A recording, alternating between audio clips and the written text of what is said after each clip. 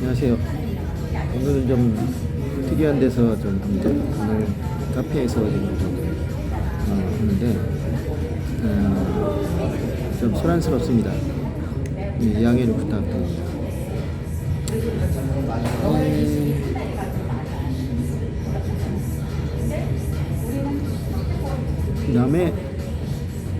여러분들은 남의 불행에 대해서 얼마나 공감을 할 수 있습니까?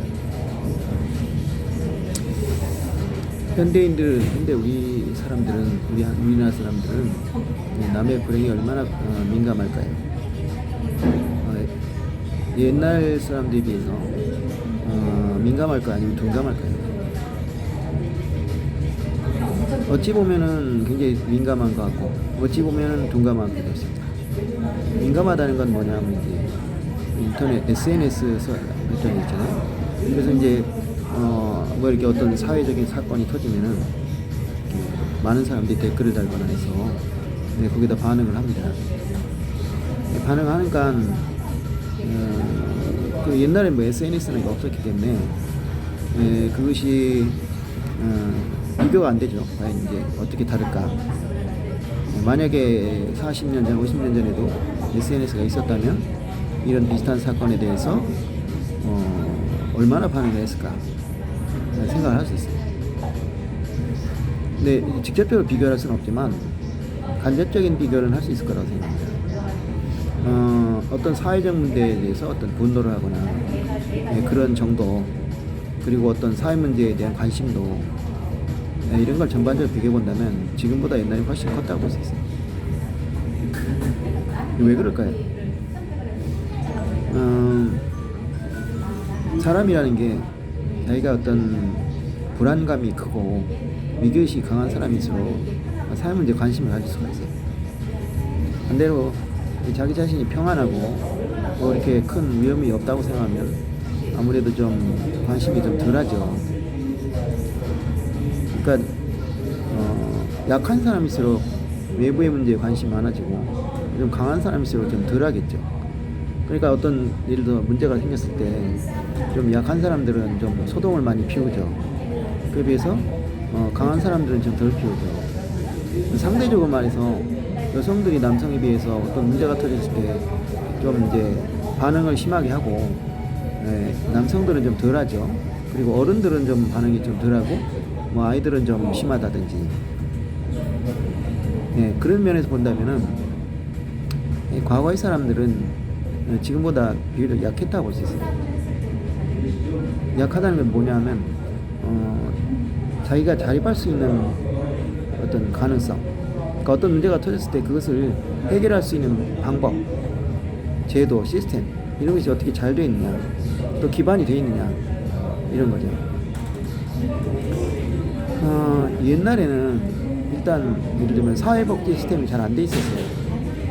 뭐 아예 없었던 건 아닙니다. 40년, 50년 전에도 뭐 그런 제도가 아예 없었던 건 아니지만 지금과는 비교가 안 될 정도로 잘 안 돼 있죠. 그리고 사람들이 갖고 있는 재산이라든지 자산이라든지 뭐 이런 것도 지금이 그때에 비해서 훨씬 크죠. 그리고 또 도움을 받을 수 있는, 내가 이제 돈이 필요하다 그럴 때 대출을 받는다든지 그런 것을 할 수 있는 가능성도 지금 훨씬 큽니다.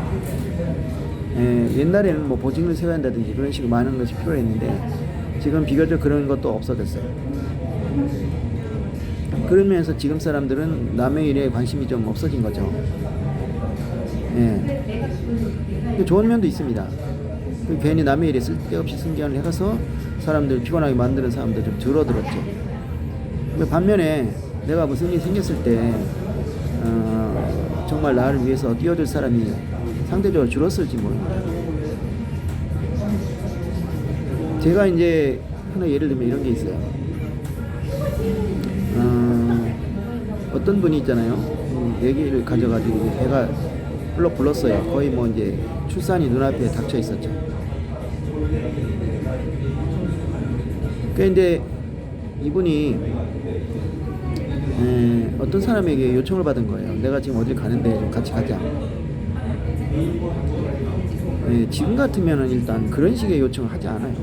뭐 그냥 이렇게 정상적인 몸이라면 뭐 그래도 또 가능하겠지만 만삭이 돼서 배가 뚫린 사람한테 같이 가자. 뭐 그것이 어떤 예를 들어서 꼭 그렇게 해야 될 어떤 필연적인 이유가 있고 당위적인 이유가 있다면 또 혹시 모르겠어요.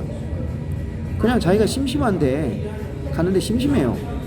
그러니까 좀 같이 가달라는 거예요. 그런 요청한다는 것 자체가 지금으로서는 굉장히 상식 밖이죠. 근데 그 당시엔 가능했나요? 근데 더 놀라운 거는 또 그 사람이 그걸 또 따라갔어요. 예. 우리 지금 같으면 뭐랄까요? 내가 좀 몸이 좀 만삭이라 갈 수가 없다 이렇게 거절할 텐데, 그러니까 이제 요청하는 사람도 이상하지만 그걸 또 받아들인다는 것도 우리 지금 상식으로 하면 좀 이해가 안 가죠. 근데 그걸로 끝났다면은 뭐 그냥 뭐 하나의 해프닝이다 생각하고 끝날 텐데 이게 그냥 끝난 게 아니에요. 결국 어떻게 됐을까요? 그 여성분이 사산을 하게 됐어요. 사산을 했다랄까, 뭐 결국은 그 일하고 관계가 깊은지는 모르겠지만, 직접적인 이유인지는 모르겠지만, 그 아이가 태어나서 얼마 있다 죽었어요. 이 관계가 좀 있다고 봐요. 그러면서 본다면 이게 참 말이 안 되죠. 그러니까 어떻게 그런 식의 요구를 하느냐, 또 왜 그걸 들어주느냐. 근데 아마 지금 젊은 사람들 같으면 절대로 그런 일이 없을 거예요. 물론 저도 그렇습니다. 저희 세대라도 그렇지는 않습니다. 그런데 저는 그 마음을 조금은 이해해요. 왜 이해하느냐? 요청을 한 사람은 요청을 할 수 있다고 생각하는 거예요. 들어주는 사람은 들어줘야 된다고 생각하는 거예요. 왜 그럴까요? 그만큼 뭐냐면 사회적으로 유대관계가 강하다는 거예요. 사람과 사람 사이가 유대관계가 강하기 때문에 그거를 요청이 된다고 생각하고 있고, 또 그걸 들어줘야 된다고 생각하고 있어요. 그게 왜 그럴까요? 그만큼 사람들 있잖아요. 자신이 없기 때문에, 약하기 때문에 뭔가 있잖아요. 남과 함께 움직이기를 원해요. 혼자 움직이는 걸 싫어해요. 그러니까 여성들이 남자들보다 좀 같이 많이 움직이지 않습니까? 그거는 본능이에요. 왜냐? 자신도 약하다는 걸 알거든요. 그러니까 무슨 일이 있을지 모르니까 같이 움직이는 것이 안심이 되는. 그러니까 뭐 친구란 영화에서 그렇잖아요. 함께 있으니까 두려운 게 없었다. 그러니까 역시 사람이 진짜 그 무슨 일이 터졌을 때 상대가 날 도와줄 수 있냐, 그거 인자는 떠나서 누군가 같이 있다는 것은 그래도 안심을 주죠. 한두 때 어린 꼬마들도 같이 있으면 용기가 생기거든. 근데 그러기 때문에 우리 같이 움직이자는 거에 대해서 사회적인 그 공감대가 크고, 그랬기 때문에 움직인 거라고 봐요. 그러니까 지금에 비해서 옛날에는 정말 같이 움직이는 게 많았어요. 여러분들은 지금 같은 경우에는 여성들도 팔짱 끼거나 손을 잡는 경우가 드물지 않습니까? 옛날에 비하면. 근데 우리가 젊었을 때는 뭐 여자들이 그냥 2명이 3명이 같이 가는데 그냥 떨어져서 다닌다는 것은 거의 생각할 수가 없었어요.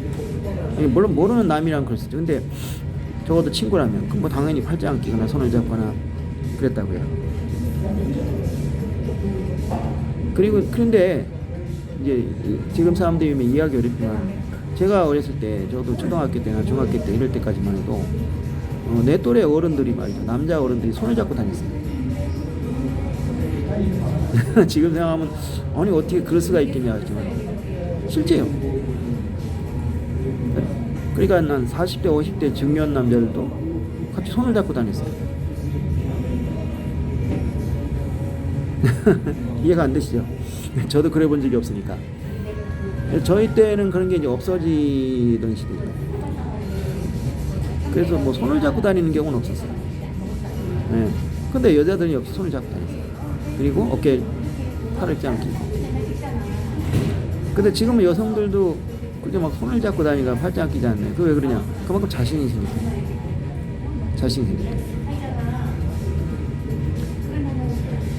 이 사회가 그만큼 안전해진 거예요. 제가 1989년에 일본에 갔을 때 느낀 게, 밤 12시, 1시, 2시가 돼도 여성들이 길거리를 돌아다녀요. 그때만 해도 우리나라에서는 그건 상상 못할 일이었어요. 어떻게 그 시간에 여성이 길거리를 그것도 혼자 다녀요. 근데 지금은 그렇게 해요. 2시, 3시 다녀봐요. 없나? 많아요. 근데 이제 이 미국 같은 데 온 여자들이 오면 기겁을 하는 거죠. 아니 어떻게 저 시간에 다니냐, 혼자서 상상도 못하는 거예요. 거기 뭐 남자들도 위험하거든요. 그만큼 미국이라는 나라가 치안이 잘못되어 있다는 거죠. 네. 그러니까 이제 뭐랄까, 이런 어떤 유대관계 것이 아까 얘기한 것처럼 터무니없는 일을 일으키기도 해요.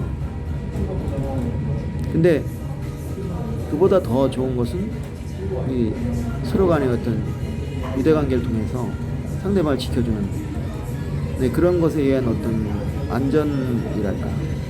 그러니까 이제 자신의 어떤 개인적인 권리를 희생해 가면서 안전을 지키기 싶어하는 거죠. 그 정도로 자신감이 없고 위험했다는 거예요.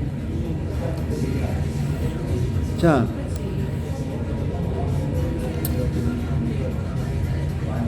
옛날에는 누군가가 이제 가족이나 친척이나 이런 사람들 중에 어려움이 있으면 사람들이 이렇게 열심히 도왔어요.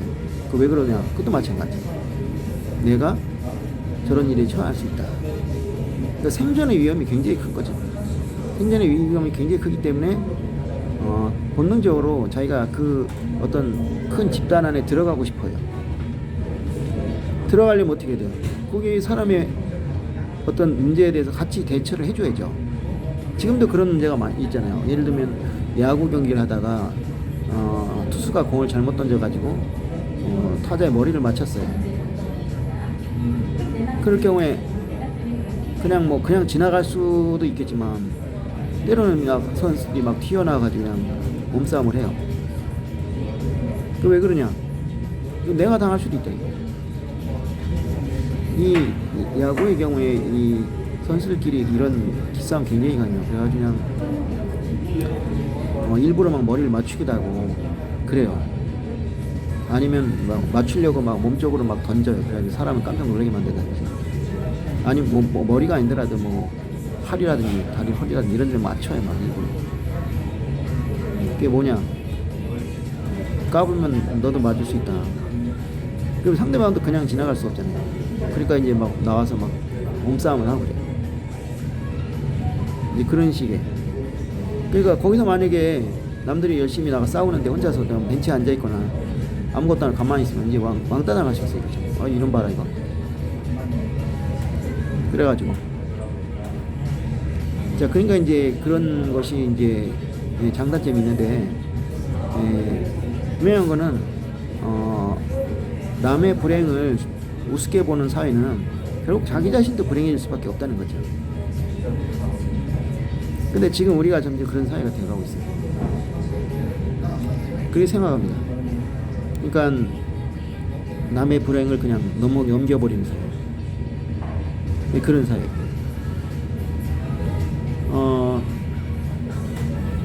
그때 어렸을 때의 기억인데요.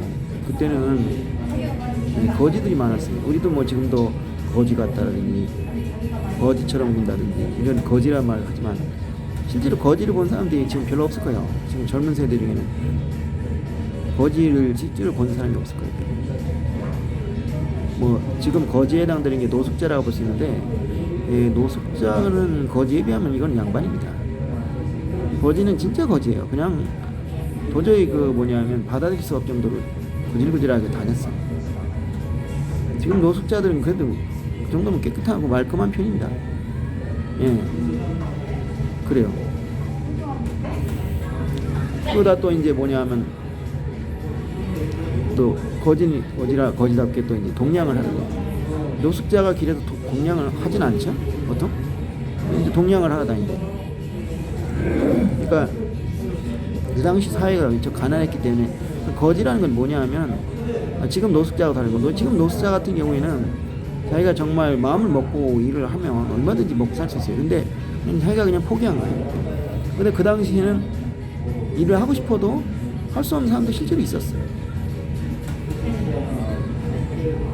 그러니까 그만큼 경제가 발전하지 못했고 일자리는 부족하고, 그래서 일을 할 수 없고, 그 상황에서 예를 들면 여러 가지 일로 인해서 살던 집에서 쫓겨나게 되고, 그게 오갈 데가 없으니까 이제 결국 동냥을 하게 된 거죠. 그리고 오랫동안 그 생활을 하니까 옷은 당연히 지워버리죠. 지금 같으면은 공공 수도랄까, 뭐 공중 화장실 아니면 건물 화장실 여러 가지가 있어가지고 거기 가서 씻을 수도 있고 뭐 여러 가지 방법이 있어요. 그리고 뭐 요새는 뭐 노숙자들 위한 급식소도 많고 밥도 먹을 수 있고. 근데 그런 것도 별로 없어요. 그럼 어떻게 하겠어요? 밥 얻으러 다녀야죠. 그래가지고 이제 이 깡통 같은 걸 이제 갖고 다녀요. 그래서 이제 밥을 얻어 달라고 이제 달라고. 그래서 이제 아침에 오죠. 아침에 와가지고 저희 집에도 여러 번 왔어요. 밥 좀 줘, 예 하면서. 그때 무슨 리듬이 있어요. 그냥 밥 좀 주세요가 아니라 밥 좀 줘, 예 뭐 이러면서 이제 약간 리듬이 있고 멜로디가 있어요. 그게 저도 외우고 있어요. 나도 몇 번 겪어봤기 때문에. 그래서 이제 그 동냥하는 모습을 이제 약간 비아냥되는 쪽에서 어떤 걸 했냐면, 옛날 지금도 이제 예비군이라는 게 있지만 옛날에 이제 예비군이라는 게 있었죠. 이제 박정희 대통령이 70년대 초반에 예비군을 만들었어요. 향토 예비군이야. 엄밀히 말하면 향토 예비군이죠. 그게 뭐냐면 북한에 이제 노농적이대라는 게 있어요. 노농적이대라는 것은 군대 가기 전에 젊은이, 그리고 군대 갔다 온 젊은이들, 그들이 이제 예비역으로서 훈련을 받고 이제 군대 조직을 갖고 있는 거죠. 그러니까 유사시에는 정규군이 모자랄 거 아니에요. 모자르니까 이제 미리 예비군을 키워놓고 이제 필요하면 이제 사용하겠다. 그런 의미죠. 그 노농적이대 때문에 이제 박정희가 이제 이 향토 예비군을 만들게 된 거예요. 예. 근데 그 노래가 있어요.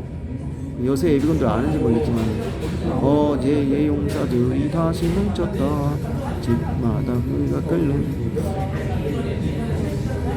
종을 들고 종을 들고 건설아, 종을 들고 건설아, 못 산다. 우리는 대한의 향토 예비군 나가자. 진약자들아, 예비군 가는 곳에 승리군이다. 뭐 이래가지고, 그러니까 총을 들고 건설하는 보람에 산다. 그러니까 총을 들고 건설한다는 거는 군사적인 무장을 하면서도 이제 건설한다. 그런 이제 어떤 옛날식 군대죠. 그러니까 조선시대 같은 경우에는 상비군이라는 게 별로 없었어요. 그래가지고 모든 저기 일정한 영역 연령에 있는 젊은이도 아니야, 뭐 중년도 있어요. 병역을 져요. 병역을 지는데 평소에는 분포를 내고 그냥 안 나가요. 그리고 이제 또 그러니까 현역에 복무하는 시기하고 그렇지 않는 시기가 있어요. 현역에 복무하지 않는 시기에는 이제 군포를 내죠. 그렇게 해서 이제 병역을 했단 말이에요. 근데 이걸 갖다 어떻게 바꿔 부르냐면, 어제의 거지들이 다시 뭉쳤다. 집집마다 밥 달라고 외치는 소리. 이렇게 하죠. 그거 막 하지 말라고 그랬는데 뭐 그거 어떻게 막아요? 그 아침면 찾아 밥 좀 줘. 참 어려운 시절이었죠. 근데 이제 그 당시에 70년대 초반부터 이제 아마 80년대 중반 후반인가 뭐 90년대 초반인가 뭐 언제인지 모르겠는데 유명한 드라마가 있어요. 수사반장이라는 드라마가 있었어요. 그러니까 수사반장이라는 건 이름을 보면 알겠지만 경찰들의 수사를 하잖아요. 그 수사들을 지휘하는 반장을 이제 수사반장이라고 하죠. 그 수사반장을 주인공으로 하면서도 그 이제 같은 수사반에 있는 반원들을 이제 경찰 조직이죠. 그 조직 사람들이 사건을 수사하면서 겪는 어떤 에피소드, 애환 이런 걸 이제 그린 거예요. 그걸 통해서 우리 사회의 많은 문제점을 이제 그리고 있죠. 그러니까 어떤 사건이 일어난다면 그 사건엔 많은 여러 가지 이야기가 섞여 있어요. 어떤 인간들의 어떤 좀 구질구질한 모습 또는 슬픈 모습, 어떤 애환 그런 것이 많이 나타나게 돼 있어요. 그거를 이렇게 잘 묘사해가지고 그때는 굉장히 인기가 좋았습니다. 저도 굉장히 좋아하는 방법입니다. 근데 그때는 수사반장이라는 프로만 있는 게 아니라 여러 가지 그런 프로가 있었어요. 뭐 김주임 해가지고 이제 형사 김주임이 주인공이 돼서 이제 사건을 해결하면서 느끼는 여러 가지 문제점, 그런 비슷해요 얘기는. 근데 지금은 하나도 없어요 그런 게. 이게 아마 우리나라만 그럴 것 같아요. 제가 일본에서 10년 있었지만 일본에서는 그 10년 있을 동안에도 계속 그런 드라마가 많았어요. 일본은 특히 또 추리소설이 발달되어 있기 때문에 그런 식의 드라마가 굉장히 많아요. 근데 우리나라는 왜 없는지 모르겠어요. 우리나라가 없는 게 이 수사 드라마 없는 게 아니라 이런 것도 없어요 지금. 뭐냐 하면은 기본적인 등장인물이 같아요. 배경도 같아요. 무대도 같아요. 그러니까 수사반장 같으면 그 수사반장과 그 반원들이라는 인원은 똑같아요. 이제 무슨 사정이 생겨서 한 명이 교체되거나 이런 경우는 있어요. 수사반장 같은 경우에는 그 중에 한 명이 사고가 나서 죽었어요. 그래서 다른 사람이 이제 대신 들어오게 됐죠. 그런 경우는 이제 어쩔 수 없는 경우니까 그렇게 되지만 기본적으로 같은 사람들이 계속 나와요. 근데 이제 거기 사건이 바뀔 때마다 거기에 등장하는 사람들이 이제 달라지죠. 그게 이제 그러니까 계속 이제 여러 가지 사람이 나오게 되죠. 그리고 다른 얘기를 매주 해요. 그러니까 제목이 나와요. 이제 메타 해가지고 뭐 어쩌고 저쩌고 제목이 나오면 그 제목이 맞는 내용을 이제 보여주는 거죠. 근데 지금 그런 드라마가 없어요. 여러분 혹시 있나요 그런 드라마? 아 그런 게 있었어요. 최근도 아니고 벌써 이제 꽤 오래됐지만 사랑과 전쟁이라는 드라마가 있었어요. 그거는 이제 그런 드라마였어요. 그거는 이제 매주 이제 테마가 바뀌고 제목이 있고 그리고 이제 여러 배우도 당연히 뭐 거기 나오는 배우들은 되게 비슷한데 결국 이제 배역이 바뀌고 다 바뀌죠. 그러니까 매주 한 번씩 단막극을 하는 것 같은 거예요. 근데 사랑과 전쟁이 지금 끝난 지 한 10년이 됐는데 다시 안 해요. 그게 시즌 3까지 나가는데 그 다음부터 안 하죠. 근데 그리고 나서 제가 알기로는 없어요. 그런 드라마가 없어. 근데 왜 그런 드라마 안 하는지 모르겠어요. 그리고 수사 드라마라는 건 원래 세계적으로 인기 있는 장르거든요. 옛날에 우리 어렸을 때 봤던 형사 콜럼버 같은 경우도 미국에서도 그런 드라마가 굉장히 인기 있는 거예요. 그리고 FBI 이런 거. 그리고 또 무슨 제목은 내가 까먹었는데 그 로스앤젤레스 경찰대를 배경으로 해가지고 그 2명의 남자 경찰을 주인공으로 한 드라마도 있어요. 그거 똑같아요. 이제 그런 식으로 그 다음에 무슨 특공대라는 드라마도 있고 미국 드라마에 그런 게 굉장히 많은데 우리나라에도 그런 것이 꽤 있었어요. 근데 지금은 전부 없어졌다고 잡아요. 그런 드라마 있으면 한번 저한테 소개시켜주세요. 지금 다 연속 드라마. 그러니까 같은 내용을 그냥 쭉 오래 전개하는 거예요. 물론 옛날에도 그런 드라마가 제일 많았어요. 하지만 지금처럼 전부 그런 드라마만 해요. 지금 저것도 안 하죠. 시트콤도 안 하잖아요. 그 단막극은 다 없어졌고 예를 들면 TV 문학관 그 다음에 베스트셀러 극장 이런 것처럼 매주 이제 이건 완전히 달라지죠. 전혀 관계없어요. 그러니까 아까 얘기한 거는 비슷한 인물들이 나타나서 비슷한 이야기를 그러니까 내용 자체만 바꾸고 인물은 똑같았는데 그런 게 아니라 아예 그냥 전혀 다른 작품을 매주 하는데 그런 건 진짜 완전히 사라졌어요. 있나요 지금? 획일화가 됐어요. 왜 이렇게 획일화가 된지 모르겠어요. 그러니까 연속 드라마만 하니까 어떤 면에서는 역할은 늘어뜨리지 절대 늘어뜨려요. 네. 왜 그런지 모르겠습니다. 그래서 수사물 자체도 없어져요. 원래 추리라고 하는 게 이게 사람이 굉장히 재밌는 건데 우리나라 추리 드라마가 이제 없는 이유를 모르겠어요. 근데 어쨌든 저는 이걸 보면서 사회를 많이 배웠죠. 참 재밌는 얘기, 재밌다니까 참 별 얘기 다 나와요. 예를 들면 시정관계에 살아있는 것 같은 거. 네, 예를 들면 스토커. 그때는 스토커라는 개념이 없었죠. 근데 이제 여자 둘이서 남자 하나를 좋아했는데 그 남자는 이 여자를 좋아해요. 저 여자는 막 따라다니는. 근데 그래가지고 이제 죽이려고 시도한다든지 그런 식의 드라마들.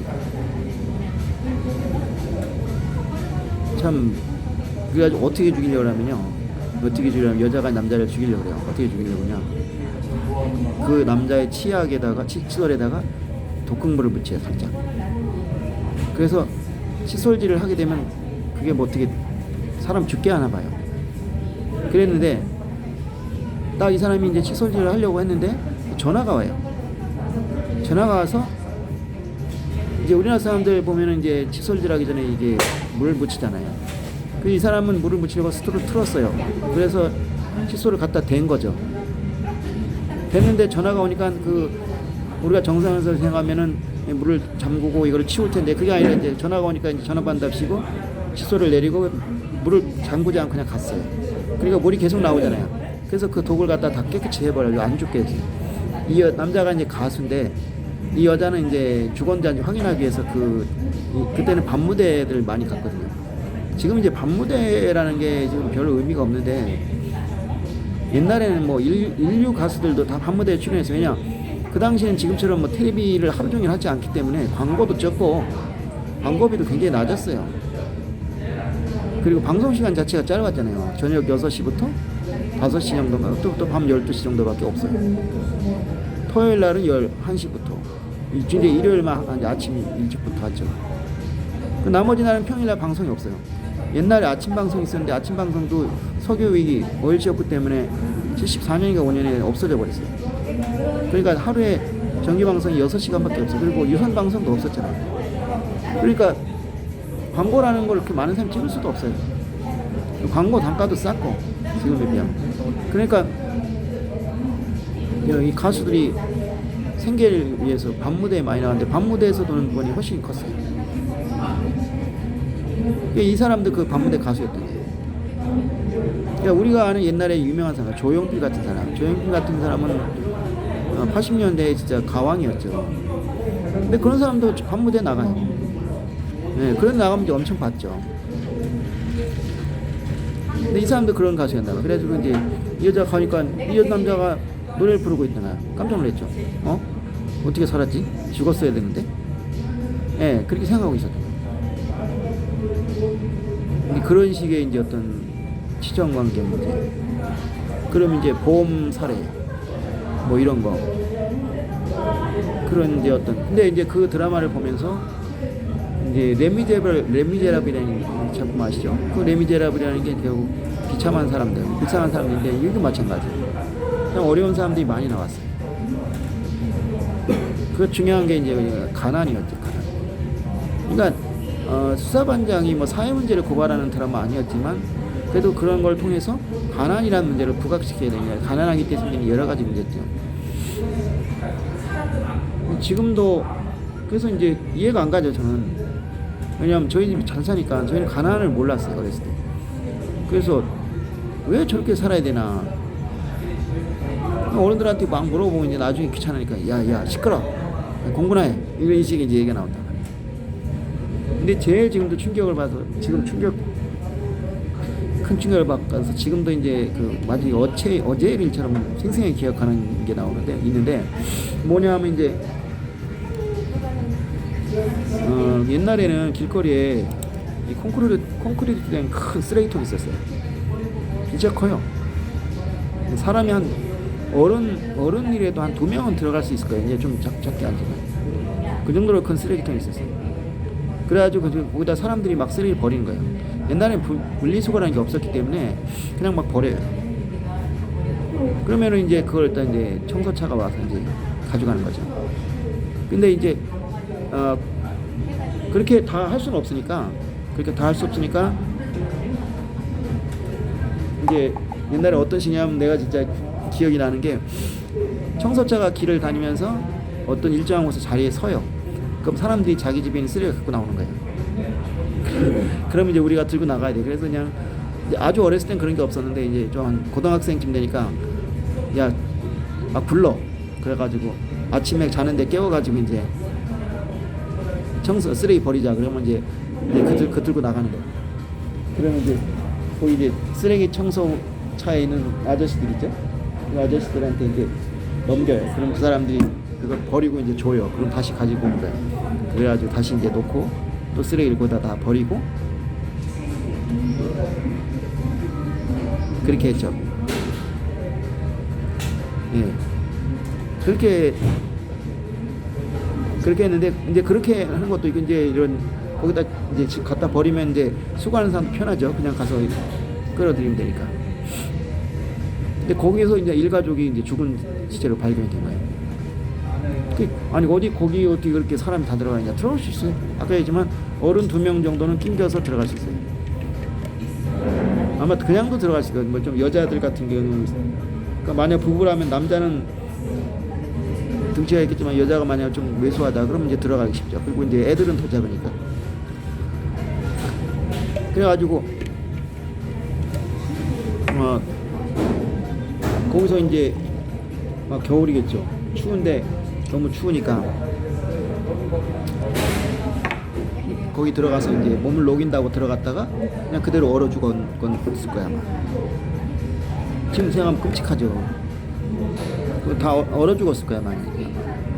갈 곳이 없고, 근데 거기 들어가면 일단 따뜻하니까 들어갔는데 거기가 뭐 보온이 되는 건 아니잖아요.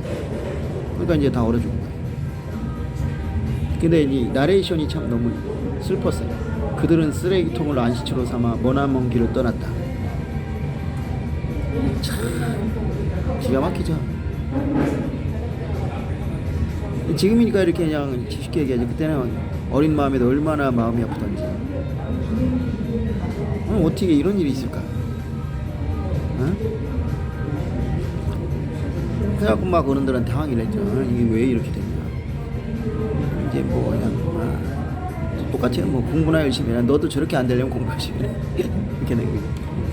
이제 어른들은 또 그걸 계기로 또 이제 공부에 대한, 예나 지금 똑같을 거예요. 아마 지금도 아마 엄마 아버지가 그냥 입에 달고 다는 말이 공부 열심히 해라니까요. 대한민국이 그래서 그냥 여기는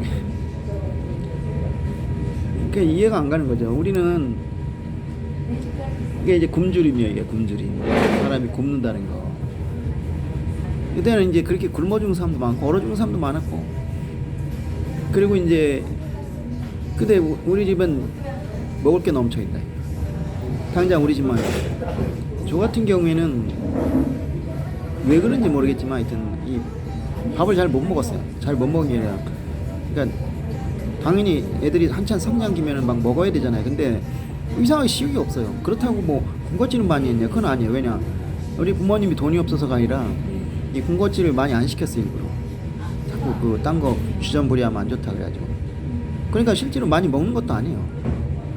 지금 아이들이야 밥을 안 먹어도 군것질을 많이 하잖아요. 근데 그것도 아니야. 근데 이상하게 밥맛이 없어. 왜 그런지 모르겠어요. 그래가지고 삐쩍 말랐어요. 삐쩍. 이제 우리 여동생 같은 경우는 잘 먹어요. 잘 먹어가지고 그냥 앉아서 그냥 상 치울 때까지 그냥 그냥 먹고 있는가. 그러니까 그냥 돼지같이 살이 쪘죠. 근데 그 당시에는 그게 흠이 아니에요. 물론 여자로 살이 쪘다는 것 자체가 그렇게 좋은 건 아니죠. 근데 지금 같으면 뭐 난리가 날 일인데 그렇게까지 뭐 저기 하진 않았다.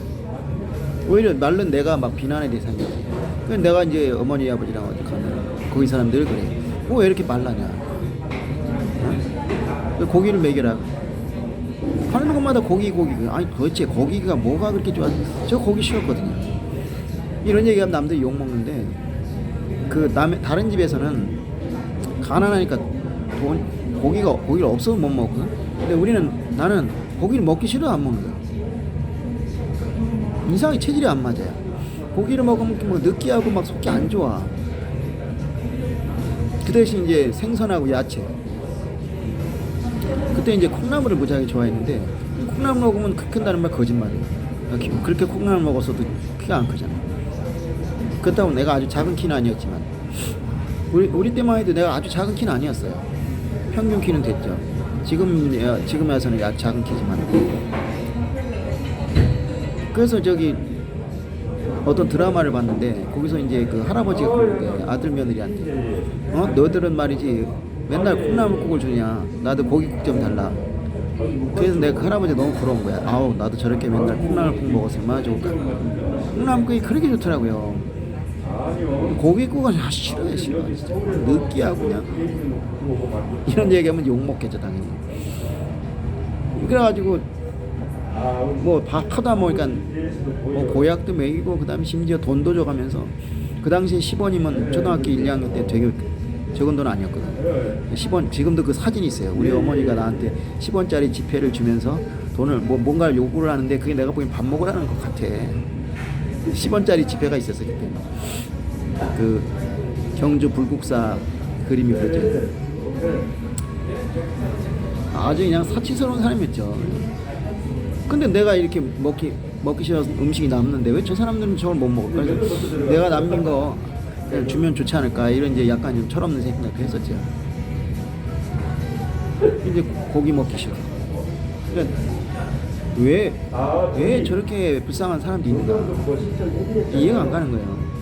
그때부터 시작되는 거예요, 우리. 근데 어른들한테 얘기하면 뭐 맨날 똑같죠. 뭐 어린 놈이 뭐 쓸데없는 생각한다. 저번에 이야기를 하더라고. 공부나 해라. 그럼 더 이제 이해가 안 가는 거야. 아니 왜 아무런 문제의식을 못 느낄까? 초등학교 몇 학년, 3학년 뭐 이 정도 안 되는데도 이상하게 그런 문제가 보면 이렇게 민감했어요. 그러니까 지금도 똑같아요. 그러니까 그때 그 문제의식을 지금도 그냥 갖고 있는 거예요. 왜 세상은 이렇게 불공평할까? 왜 이렇게 공정하지 않을까?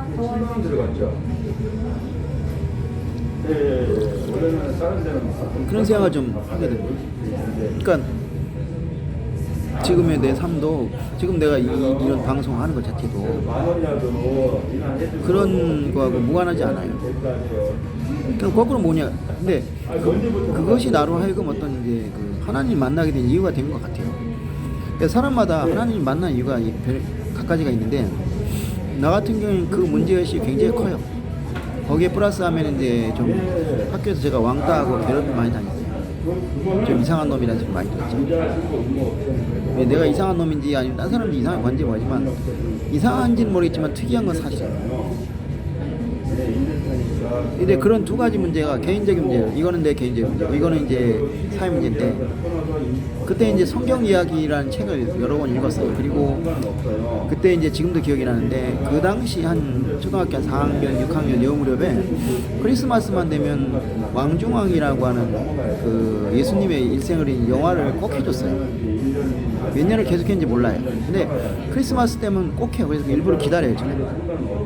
그때는 지금하고 틀려요. 크리스마스 때가 되면 예수님을 관한 크리스마스에 관한 영화, 다큐멘터리 이런 걸 많이 해줬어요. 지금 그런 거 전혀 안 해요. 거의 안 해요. 이건 뭐 광복절이나 3.1절이나 크리스마스나 똑같아요. 방송 똑같이 해요. 참 이해가 안 가죠. 그냥 하루 노는 날이에요. 이제. 근데 하여튼 그 영화를 보면서 이제 예수님이 이렇게 오병이어의 기적을 이렇게 병을 치유하고 그걸 보면서 참 그 아까 얘기한 대로 이제 아까 그 굶어 죽는다니겠지만 굶어 죽는 얘기 못지않게 중요했던 게 뭐냐면 이 치료할 수 있는 병인데도 돈이 없어 치료를 못해요. 뭐 예를 들어 하다못해 맹장이요? 맹장이 아무것도 아니잖아요. 근데 그 돈이 없어 치료 못하는 사람 있어. 교통사고가 나는데 돈이 없어 치료 못해 죽어. 뭐 그런 식의 사람들이 많았어요.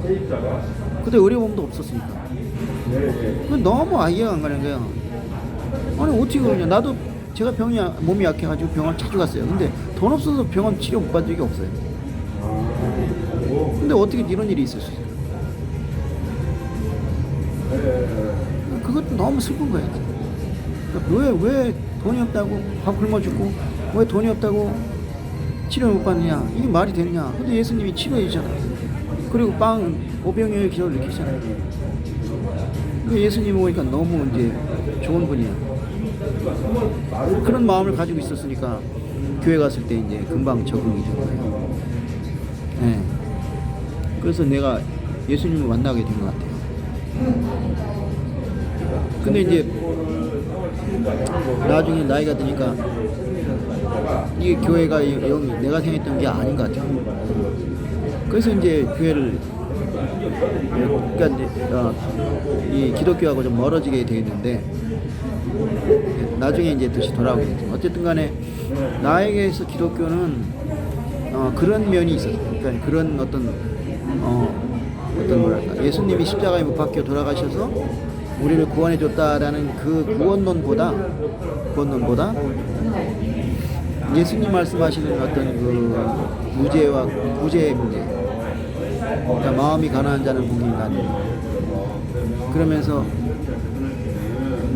성경책을 보면은 남에게 이렇게 베풀라, 사랑을 베풀라, 그런 말 굉장히 많이 나오잖아요. 그게 나한테는 많은 이제 감동을 준 거예요. 네. 그러니까 뭐 나 같은 기독교를 믿게 되는 사람들이 분명히 있겠는데 어떤 면에서 좀 드물지 않을까 싶네. 뭐 그런 사람도 있겠지만 대부분은 어떤 구원론에 많이 이제 나 같은 죄인을 살리신 이런 어떤 그런 면이 있을 거예요. 물론 나도 지금은 그걸 받아들였어요. 근데 그때는 그런 것은 잘 몰랐어요. 그리고 오히려 십자가의 구원론에 대해서 굉장히 반발심이 가졌죠. 왜냐? 아니 왜 예수를 믿어야지만 구원을 받나 이거야? 어? 아니 착하고 선하게 살면 됐지. 왜 꼭 예수를 믿어야 구원이 되냐? 그러면은 예를 들어서 예수님이 태어나기 전에 살았던 사람들은 어떻게 되냐? 그리고 우리나라 같은 경우에는 기독교가 전파된 게 뭐 잘해야 한 17세기, 18세기다. 그 이전에 태어났던 사람들은 어떻게 하는 거야? 그리고 이슬람교도의 애들 많은 나라에서는 예수 믿기 힘들다 이거야. 그럼 그런 이유로 단지 그냥 지옥에 보내느냐? 말이 안 됐다 이게. 그런 면에서는 굉장히 반발했고 또 그것이 나로 하여금 한때 이제 교회를 떠나게 했다는. 그러니까 이제 내가 뭐 어렸을 때 교회를 열심히 다닌 건 아니에요. 근데 그래도 나는 내가 기독교 신자라고 생각하기 때문에 대학 가서 술도 안 마시고 담배도 안 피고 그리고 이제 성적인 음란도 피하려고 했어요. 그래서 나는 결혼하기 전까지는 절대 성관계 안 한다. 네, 그런 생각하고 살았었어요. 근데 그런 얘기가 자꾸 나를 괴롭히기 시작하면서 이거 아무리 이상하다 이거. 왜 예수를 믿어야지만 구원을 받냐? 예수님이 좋은 분인 걸 아는데, 예수님이 좋은 걸 아는데 왜 그분을 믿어야지만 되냐?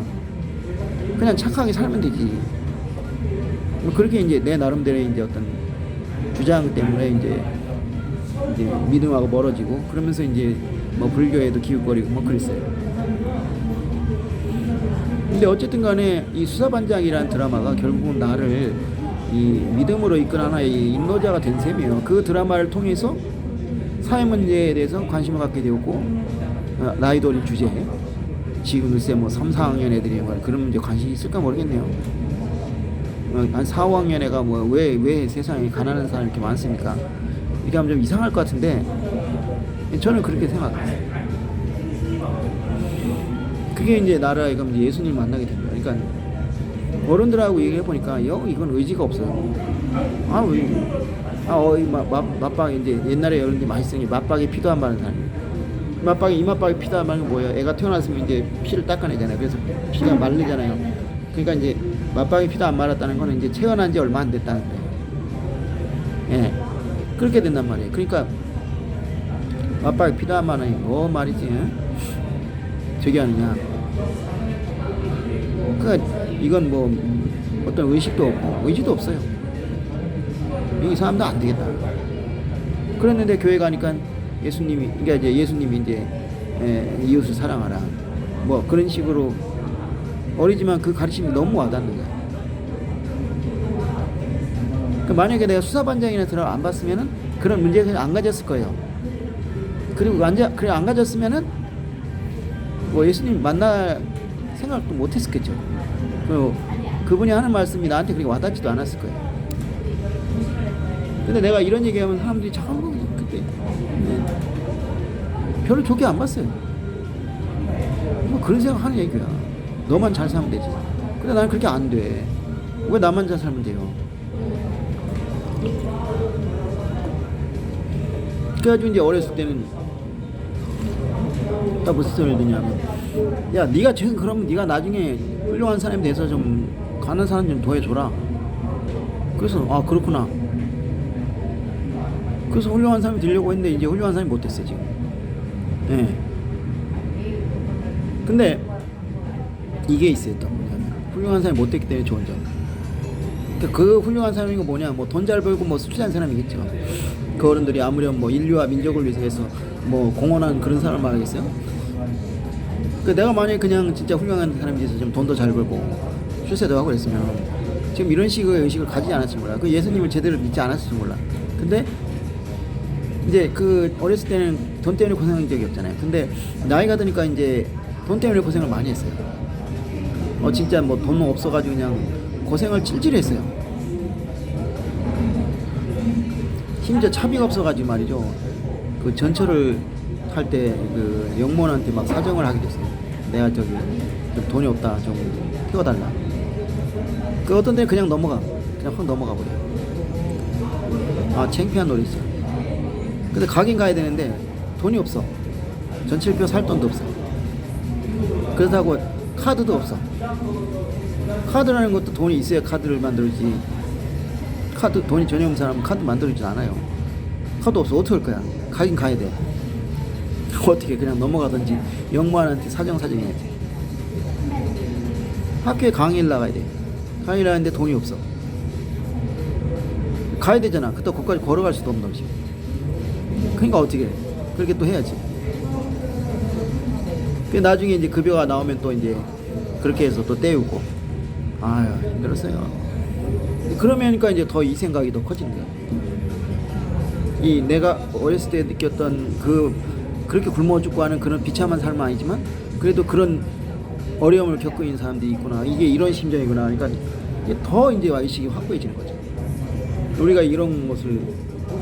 근데 왜 기독교인들이 그런 데 관심이 없을까? 분명히 예수님이 그랬잖아요. 내 이웃을 사랑하라.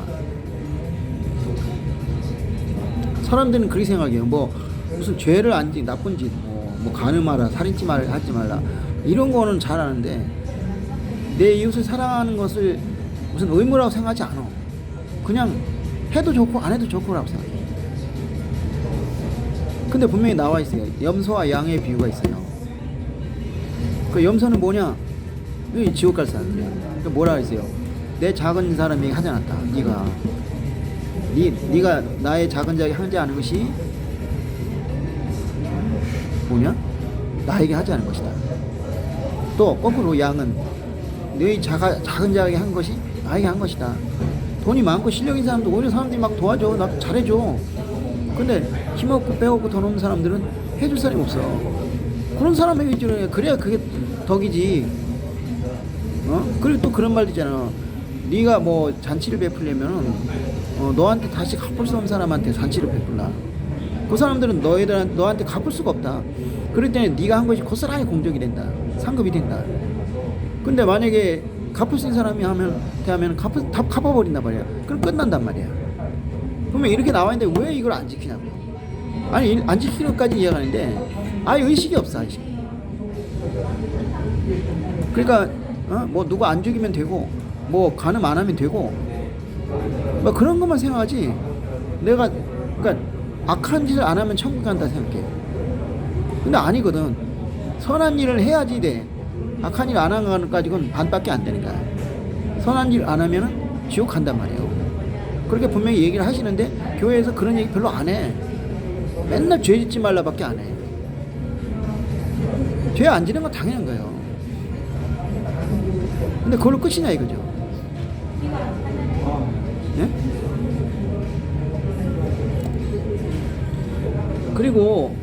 그러니까 뭐냐 뭐 나중에 천국 갈 것만 생각하고 있어 살아. 그게 과연 바람직한 타도나 이거죠. 그러니까 우리가 지금 세상에 살면서 뭐 세상 뭐 이런 얘기를 자꾸 해요. 세상이 뭐 여관이다, 뭐 우린 나그네다. 그 얘기는 물론 이해가 가요. 사람들이 너무 말이지 세상에 집착을 가지고 그냥 어떻게 끝장을 보려고 막 별짓을 다 한단 말이에요. 그러니까 이제 그걸 막기 위해서 우리는 세상을 언젠가 떠나야 되는데 심지어 뭐 모텔이다, 뭐 호텔이다 이렇게 얘기를 해요. 그거 맞는 얘기야. 근데 그렇다고 세상을 아무렇게나 살아도 되겠어요? 근데 구제를 안 해. 그러면서 옛날에 그런 말 있다고. 내 감기가 남의 죽음보다 중요하다. 그렇게 생각한단 말이에요. 그러니까 남의 어려움이나 고통을 외면한단 말이에요. 지금도 이 왜 이웃사랑인 게 중요한 거. 왜냐, 사람이라는 게 지금은 돈은 먹고 사는 문제는 없을지 몰라. 근데 관심이 없어. 사랑을 받아서 죽는 사람들이 한둘이 아니에요. 자살을 왜 하느냐? 그래서 사살해. 그러니까 뭐라고 돼 있어요? 여기 이제 보면은 이 오늘 본문이죠.